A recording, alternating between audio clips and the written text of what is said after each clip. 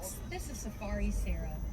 The Triassic period was the dawn of the age of dinosaurs, but it too had to come to an end.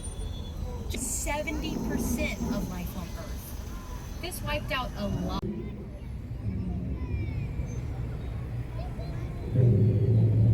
The small dolphin is an Ichthyosaurus.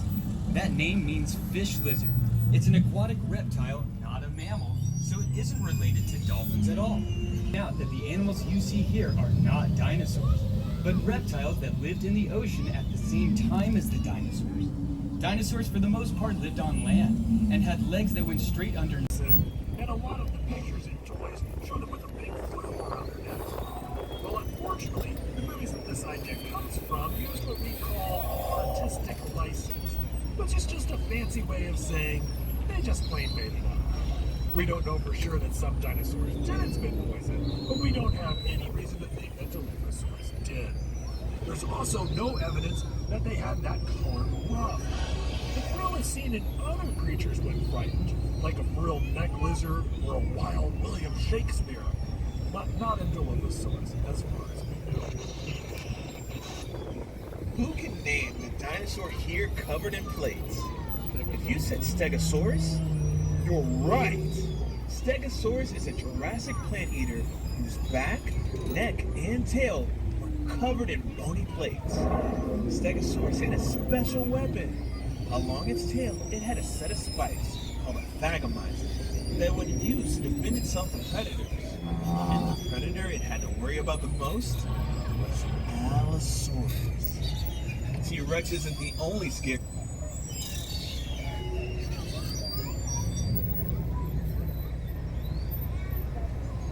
Was one of the larger predators around in the late Jurassic. Allosaurus had long arms for a theropod with big, hooked claws. These could help it grip onto its prey while it used its serrated teeth as its primary weapon. We know it used its arms because scientists have found signs of microscopic stress fractures on the bones of their forearms. This happens in bones when a person or an animal is using force to move heavy weight with their bodies. They might have used their arms to... They're an early member of the Coelosaur family that lived in what is now China. The Coelosaur family was made up of mostly small predators, but as time went by, some Coelosaurs eventually became a bit bigger. Specifically, Tyrannosaurus rex. The big, long-necked dinosaur in this scene is Apatosaurus. Apatosaurus is what we call a sauropod, or a long-necked dinosaur. Sauropods were the biggest animals to ever walk on Earth. In order to get that big, sauropods had to eat all the time. To eat even more, these long-necked giants didn't waste time chewing and swallowed the leaves from trees whole. But they had a special trick to help them digest their food. Sauropods would sometimes crane their long necks down to the ground. How you doing back there? Good.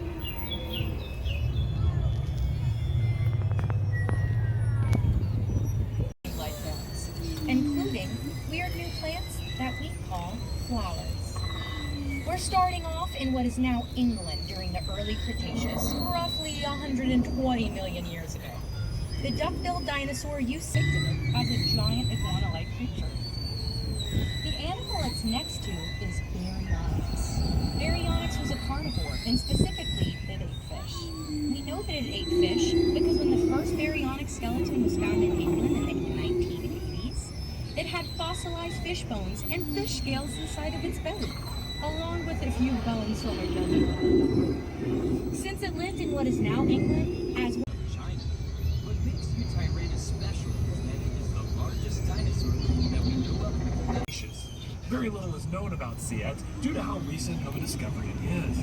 But it is thought to be a member of the Allosauridae group that lived into the early Cretaceous. Ceyx lived in North America at about the same time as some members of the Tyrannosaur family. But those Tyrannosaurs didn't get any larger than about the size of a Great Dane. That larger Tyrannosaurs like Tyrannosaurus rex took the stage. Also in this scene, you'll